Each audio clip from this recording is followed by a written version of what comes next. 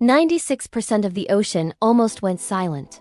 Imagine reefs bleaching to bone, fish nurseries turning to chemical traps, and waves rolling over water that can't breathe.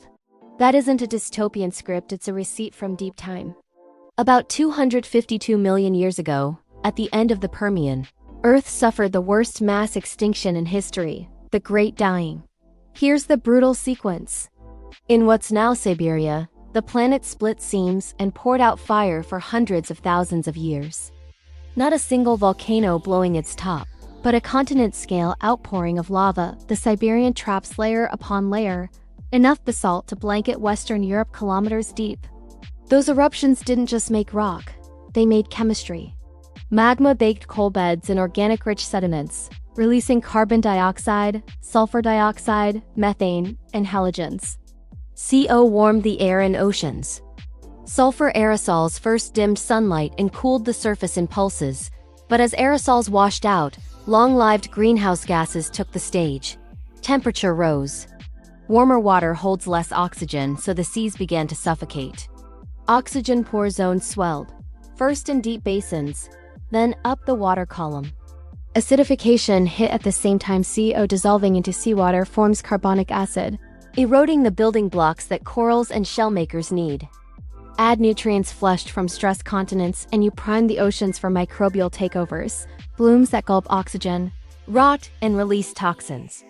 Some sediments even hint at hydrogen sulfide rising from anoxic depths, a purple-green death gas lethal to most complex life. The fossil record shows ecosystems unraveling in waves. Reef builders rugose and tabulate corals vanished. Trilobites, ancient ocean icons, disappeared for good. Ammonoids and bivalves were hammered. On land, forests thinned, soils eroded, and insect diversity crashed. Amphibians and many reptile lineages blinked out. It wasn't one bad day. It was an era of rolling punches where the planet's thermostat and oxygen supply went haywire. How do we know any of this? Rocks keep time and chemistry keeps score. Across the Permian-Triassic boundary, geologists see an unmistakable carbon isotope nosedive, evidence of a massive injection of light carbon into the system. Ash layers and precisely dated minerals pin the timing near 252 million years ago. Lava flows in Siberia date to the same window. In marine rocks, black shales rich in organic matter mark widespread low oxygen conditions. Fossil diversity curves fall off a cliff. Even microscopic shells and teeth, tiny time capsules, thin out and then change as survivors adapt to hostile water. And yet the story isn't just death. It's recovery and who wrote it. When reefs collapsed, disaster taxa took over hardy, opportunistic species that thrive in chaos. In the oceans, bivalves and ammonoids staged comebacks. On land, one unlikely hero waddled through the wreckage. Lystrosaurus, a barrel-chested, tusked plant eater that became absurdly dominant for a time, simply because it could handle the new rules: eat rough plants, dig, survive hypoxia. Recovery wasn't quick. Reefs took millions of years to reassemble into complex modern-style ecosystems. Forests regrew, but communities stayed simplified for a long stretch. From collapse to a vibrant Triassic world with early dinosaurs and new reef architects took on the order of 5 to 10 million years. That is deep time as warning label. It's not just how many species die. It's how long complexity takes to come back. Why did the Great Dying go so far beyond the other big 5 extinctions? Scale, speed, and feedback loops.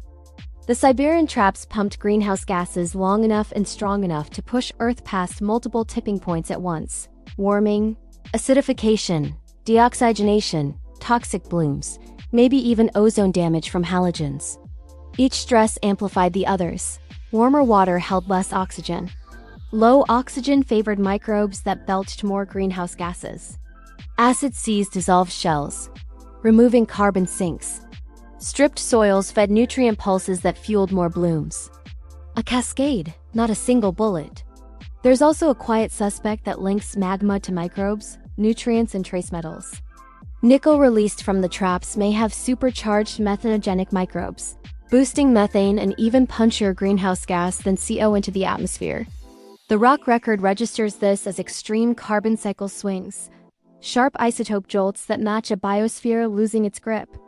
If all this feels uncomfortably relevant, good. The point isn't to copy-paste doom. It's to read the mechanics. Modern ocean warming and acidification are less extreme than the Permian, but they run in the same direction. Deoxygenation zones are expanding today, heat waves bleach reefs. Nutrient overloads spark dead zones.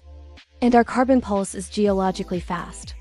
The Great Dying tells us which levers matter most and what happens when you push many at once. Complexity crumbles first, then abundance.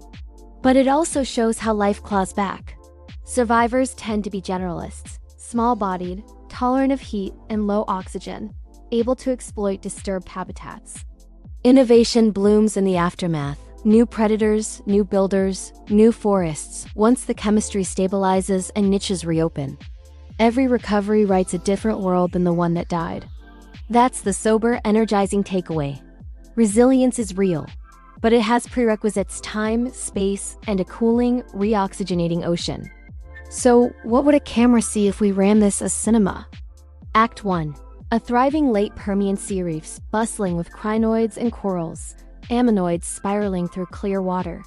Then the lighting shifts, dusty sunsets from sulfur aerosols. Brief chills, crop failures, a world that coughs. Lava fountains in high latitudes paint the horizon red for centuries. Act 2. Warmth winds.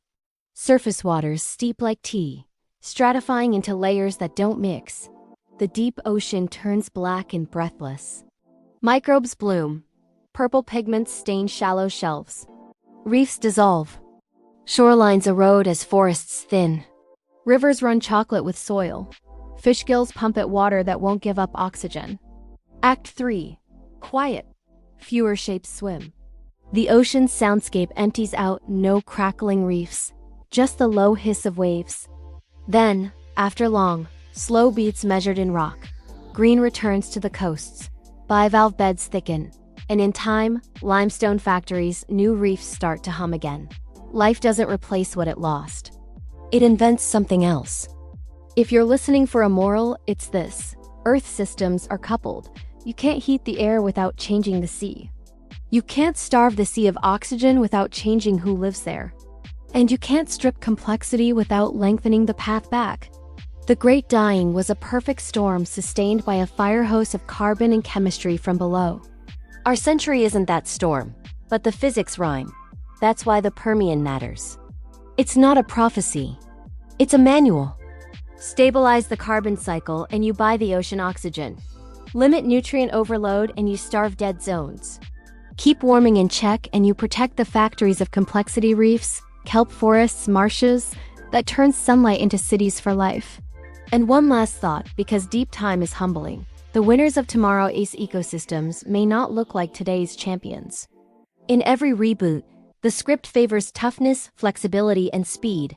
Lystrosaurus didn't outthink the crisis. It outlasted it.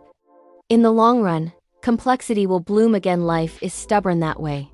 The real question for us isn't whether Earth recovers.